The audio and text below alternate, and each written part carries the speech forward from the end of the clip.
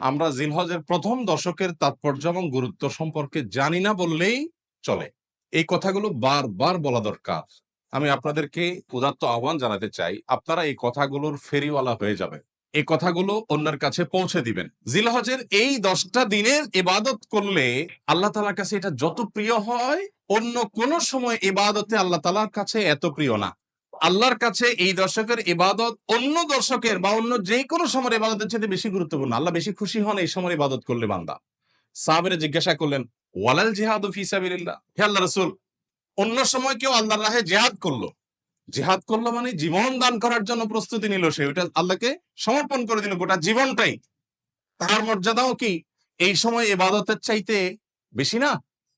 তখন নবী সাল্লাল্লাহু আলাইহি ওয়াসাল্লাম বললেন, না, ওয়ালাল জিহাদু ফি সাবিলিল্লাহ, অন্য সময় জিহাদ করলে এই সময় ইবাদতের সমান হয় না।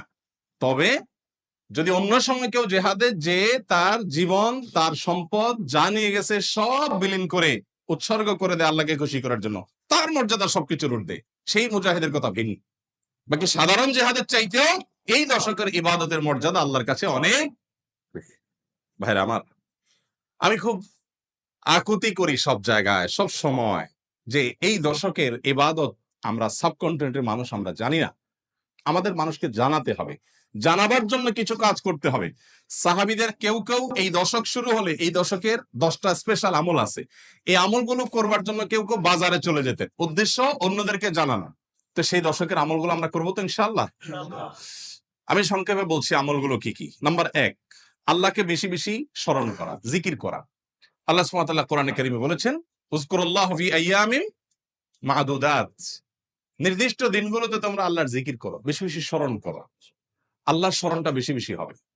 এখন স্মার্টফোন, এটার এঙ্গেজমেন্ট আমাদেরকে আল্লাহর স্মরণ তো পরের কথা, দুনিয়ার অন্য কোনো কিছু স্মরণ করতে দেয় না। এজন্য এটা নিয়ন্ত্রণ করা ছাড়া মানুষ কখনো মুত্তাকি হওয়ার কোনো সুযোগ নাই। নেক্সট সূরাতে শয়তান আসে যে আমি তো ওয়াজ শুনি মোবাইলে, নেক্সট সূরাতে শয়তান আসে আমি তো কোরআন তেলাওয়াত শুনি। আরে ভাই, ওয়াজ শুনেন আর কোরআন তেলাওয়াত শুনেন, প্রত্যেকটা জিনিসের একটা লিমিটেশন আছে। ফরজ নামাজ চলে যাচ্ছে, আপনি মোবাইলে কোরআন তেলাওয়াত শুনতেছেন, সব হবে না গুনাহ হবে। আপনি ওয়াজ শোনার নাম দিয়া আজে বাজে জিনিসও দেখছেন, চান্সে এসে যাচ্ছে চোখের সামনে, ক্লিক করে দেখে ফেলছেন, তাহলে আপনার জন্য এই মোবাইল টিপাই জায়েজ নাই, কারণ আপনি নিয়ন্ত্রণ করতে পারেন না। ভাইরা আমার, এই দশকে আল্লাহর স্মরণ যেন হয়, সেজন্য অন্য সময়ের মতো বিশেষভাবে স্মার্টফোনের নিয়ন্ত্রণ খুব বেশি জরুরি, খুব বেশি জরুরি। আল্লাহ আমাদেরকে তৌফিক দান। আল্লাহর স্মরণ কিভাবে করবেন? যত প্রকার জিকির আছে সেগুলো করবেন, কোরআন তেলাওয়াত, সকাল সন্ধ্যার জিকির, উঠতে বসতে জিকির, দোয়া, সেগুলো পড়বেন বেশি বেশি। আর স্পেশালি বিশেষভাবে একাকী বসে চিন্তা করবেন, আল্লাহ তাআলা আমাকে সৃষ্টি করেছেন, কত মানুষ আছে যা আমার মতো নেয়ামত পান নাই। আল্লাহ তাআলা আমাদেরকে কত নেয়ামত দিয়ে রেখেছেন। সেদিন এক ভদ্রলোকের একটা প্রশিক্ষণে অংশগ্রহণ করেছে, উনি প্রশিক্ষণ দিতে গিয়ে একটা কথা বললেন, বলেন যে ভাই, আমাদের সাথে শিম্পাঞ্জির মিল 99.9 পয়েন্ট কত পার্সেন্ট যেন উনি বললেন, অর্থাৎ 100-র কাছাকাছি, সামান্য একটু বেশ কম হওয়ার কারণে ও শিম্পাঞ্জি হয়েছে, আমি মানুষ হয়েছি। আল্লাহ তাআলা সৃষ্টি করছেন যে সবকিছুতে প্রায় কাছাকাছি, একটু পার্থক্য, এই জন্য আমি মানুষ হয়েছি আর সো ওইটা হয়েছে। এই যে পার্থক্যটুকু, এই সামান্য পার্থক্যটুকু যদি একটু হেরফের হয়ে যায়, মানে 0.1% বা তারও অর্ধেকও যদি হেরফের হয়, তখন একটা মানুষ বিকলাঙ্গ হয়ে, প্রতিবন্ধী হয়ে জন্ম নেয়। সবই ঠিক আছে, শুধু ওইটুকু একটু বেশ কম। আল্লাহ তাআলা কত পারফেকশন এনেছেন আমার মধ্যে, কত পারফেক্ট আমাকে বানিয়েছেন। আল্লাহর নিয়ামত নিয়ে চিন্তা ভাবনা করে, এটা আল্লাহর স্মরণের অংশ। সেদিন এক ডক্টরের কাছে গেলাম, প্রফেসর, সিনিয়র মানুষ, তিনি দীর্ঘ সময় আমাকে বোঝাতে লাগলেন বিভিন্ন বিষয়, আল্লাহ কিভাবে আমাদেরকে সৃষ্টি করেছে। আমি তো সায়েন্সের ছাত্র না, মুগ্ধ হয়ে গেলাম শুনে, সুবহানাল্লাহ, কিভাবে সম্ভব? আমরা যে খাবার গ্রহণ করি সেগুলা কতগুলো ধাপে মল হয়ে, মূত্র হয়ে আমাদের শরীর থেকে বের হয়, তার আগের ধাপগুলো কি, কিভাবে এগুলো আল্লাহ রাব্বুল আলামিন এইভাবে সেট করলেন। এটা এইভাবে কাকতালীয়ভাবে হতে পারে না কোনো পরিকল্পনা ছাড়া।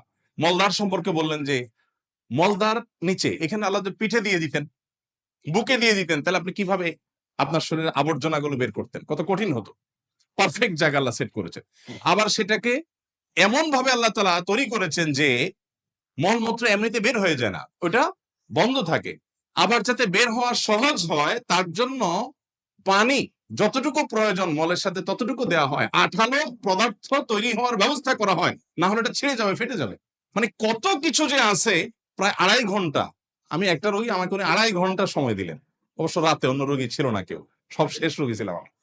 2.5 ঘন্টা উনি আমাকে বোঝালেন এবং আমি মুগ্ধ হয়ে গেলাম, সব ভুলে গেছি আমি কাজ কাম বাদ দিয়ে। সুবহানাল্লাহ। বললেন যে ভাই, আল্লাহ তাআলা কি নিয়ামত আপনার ভিতর দিয়ে রাখছে, আপনি এটা বুঝেন তো আপনার কপাল সেজদায় অবনত এমনিতেই হয়ে যাবে। তো আল্লাহর স্মরণের অংশ হিসাবে এগুলোও, যে আল্লাহর কুদরত নিয়ে চিন্তা করা। আর সব বাদ দেন, আল্লাহ আমাকে হাত পা সুস্থ রেখেছেন, কত মানুষ অসুস্থ। সাধারণ নেকামল গুলো বেশি বেশি করবেন। সাধারণ নেকামল যেমন কোরআন তেলাওয়াত করা, দান সাদাকা করা, নফল রোজা রাখা, তাসবিহ তিলাওয়াত করা, ভালো কথা বলা, সৎ কাজের আদেশ দেওয়া, অসৎ কাজ থেকে বাধা প্রদান করা, এই রুটিন ভালো কাজগুলো, নরমাল ভালো কাজগুলো পরিমাণে বেশি বেশি বেশি বেশি করতে থাকে। 3 নম্বর আমল হলো গুনাহের কাজ এই 10 দিন অন্তত অন্য সময়ের চাইতে একটু হলেও কমাবার চেষ্টা করবেন, গুনাহের লাগামটা ধরার চেষ্টা করবেন। কারণ এই দশক মর্যাদার দশক, এই দশক আমলের দশক। অতএব এই টাইমে গুনাহ করলে অন্য টাইমে গুনাহের চাইতে বেশি ভয়াবহ হবে, এটা কমাবেন। 4 নম্বর আমল হলো যাদের হজের সামর্থ্য আছে তারা হজ করবেন। 5 নম্বর আমল হলো যাদের কোরবানি করার সামর্থ্য আছে তারা কোরবানি করবেন। 6 নম্বর আমল হলো যারা কোরবানি করার নিয়ত করেছেন জিলহজে চাঁদ ওঠার আগে আগে চুল, নখ, গোঁফ, অবাঞ্ছিত লোম ইত্যাদি কেটে ফ্রেশ হয়ে এই 10 দিন আর সেগুলো কাটবেন না। এটা করবেন হলো কোরবানির পরে। তাহলে জিলহজের চাঁদ ওঠার সম্ভাবনা সোমবার সন্ধ্যায়, সোমবার দিনের বেলার মধ্যে এগুলো সব ফ্রেশ করে আপনি অপেক্ষা করবেন কিসের জন্য? কোরবানির জন্য। এই 10 দিন পর্যন্ত আর নখ কাটবেন না, চুল, গোঁফ কোনো কিছু কাটবেন। এটা কোরবানি যিনি করবেন তিনি করবেন। যদিও কোনো কোনো বর্ণনার আলোকে বোঝা যায় যারা কোরবানি করবেন না তারাও যদি এটা করেন তাদেরকে আল্লাহ তাআলা আজর দান করবেন। 7 নম্বর আমল হলো তাকবীর, তাহমিদ, তাহলিল বেশি বেশি পড়া। ফাকসিরু ফিহিন্না মিনাত তাকবীরি ওয়াত তাহমিদি ওয়াত তাহলিল। নবী সাল্লাল্লাহু আলাইহি সাল্লাম বলেছেন এই দশক যখন শুরু হবে তখন তোমরা বেশি বেশি তাকবীর বলবে, মানে আল্লাহু আকবার বলবে, বেশি বেশি তাহলিল বলবে, বেশি বেশি তাহমিদ বলবে, লা ইলাহা ইল্লাল্লাহ বলবে, আলহামদুলিল্লাহ। এইজন্য এই 10 দিন পুরো সময় জুড়ে এটা করবেন। ওই যে বলছিলাম শুরুতে সাহাবীর কথা, একজন সাহাবী এই দশক শুরু হলে বাজারে যেতেন শুধু কি জন্য? এই আমলটা করার জন্য। বাজারে যেয়ে সবাই বাজারে কেনাকাটায় ব্যস্ত, উনি যে উচ্চ স্বরে বলতেন আল্লাহু আকবার, আল্লাহু আকবার, লা ইলাহা ইল্লাল্লাহ, আল্লাহু আকবার, আল্লাহু আকবার, ওয়ালিল্লাহিল হামদ। এর উনি বাজারে গিয়ে বলতেন। উদ্দেশ্য কি? অন্যদের যত স্মরণ।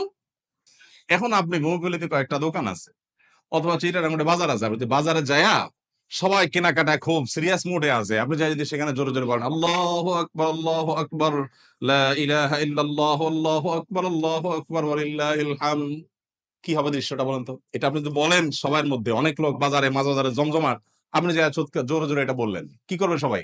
সবাই তাকায় বলবে ব্যাপার কি, সমস্যা আছে নি, কোনো কোনো অসুস্থতা আছে কিনা বেচারা, এটা না বলবে। ওই যে সবাই যে অসুস্থ, সবার যে ইমানের রোগ, তাকওয়ার রোগ, এই জন্য সুস্থ মানুষকে কি মনে হয়? অসুস্থ মনে হয়, কারণ এটা তো দেখতে অভ্যস্ত না সে। আমি এই জন্য বলি ভাই, এই সুন্নতটা ওই সাহাবীর সুন্নাত জিন্দার নিয়তে একটু দোকানে যায়, যা সবাই চা খাচ্ছে একটু একটু চিৎকার করে বলার দরকার, একটু জোরে বলেন যা তারা শুনে।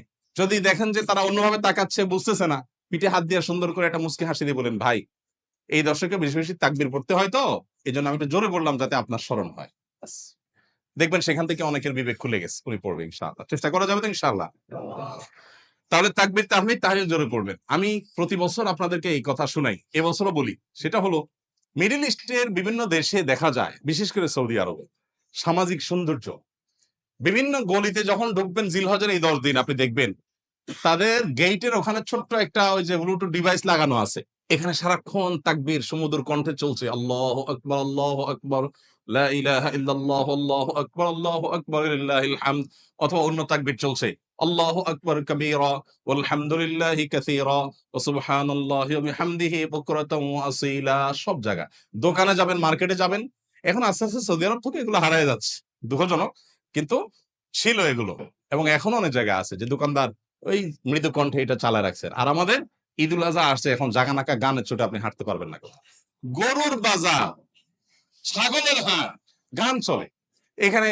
আমি যখন বই বলেছিলাম এইখানে যে বাজার হয়, আমি যাই থামাইছি 2 দিন, যাই সেখানে কমিটির লোকদেরকে ধরলাম, ভাই ঈদুল আজহা একটা ধর্মীয় দিবস, কাজটা ধর্মীয়, আর সেখানে আপনি জাগানাকা গান লাগায়া গরু বেচতেছেন, ছাগল বেচতেছেন। আল্লাহ তো বিবেক দিছে অন্তত, এখানে অন্য কিছু লাগান, এটা কি রে ভাই? আর আপনার গানের অত্যাচারে আশপাশে মানুষ ঘুমাইতে পারে না, থাকতে পারে না, এ কি মানুষ? এ কোনো মনুষ্যত্ব তো থাকার কথা না। 2 বার আমি গেছি শরীরে, এবং যা তাদেরকে অনুরোধ করে হাতে পায়ে ধরে বুঝায় থামাইছে। সারা বাংলাদেশে এই চিত্র, আপনি কয় জায়গায় যাবেন যে জাহানাকা গান চলছে, চলার কথা তাকবীর তাহমিদ তাহলিল। তো আমরা চেষ্টা করবো তো ইনশাল্লাহ তাকবীর তাহমিদ তাহলিল করার, বাচ্চাদেরকে শিখিয়ে দিব। আর আরাফাতের দিন সকাল থেকে জিলহজের 9 তারিখ ফজর থেকে নিয়ে 13 তারিখ আসর পর্যন্ত প্রত্যেক নামাজের পরে একবার করে তাকবীরে তাশরিকটা বিশেষভাবে পড়তে হবে, নারী পুরুষ সবাই। আর 9 নম্বর আমল হলো আরাফাত দিন রোজা রাখবেন। আরাফাত দিন রোজা রাখলে কি লাভ হবে? 1 বছর আগে আর 1 বছর পরের অগ্রিম, পরের বছর যদি বাঁচেন সেটারও ছোটখাটো গুনাহগুলো আল্লাহ তাআলা মাফ করে দিবেন। আর 10 নম্বর আমল হলো ঈদুল আজহার সকল সুন্নাত গুলো আদায় করবেন। চেষ্টা করবো তো আমরা ইনশাআল্লাহ। আল্লাহ আমাদের সবাইকে আমলের তৌফিক দান করুন।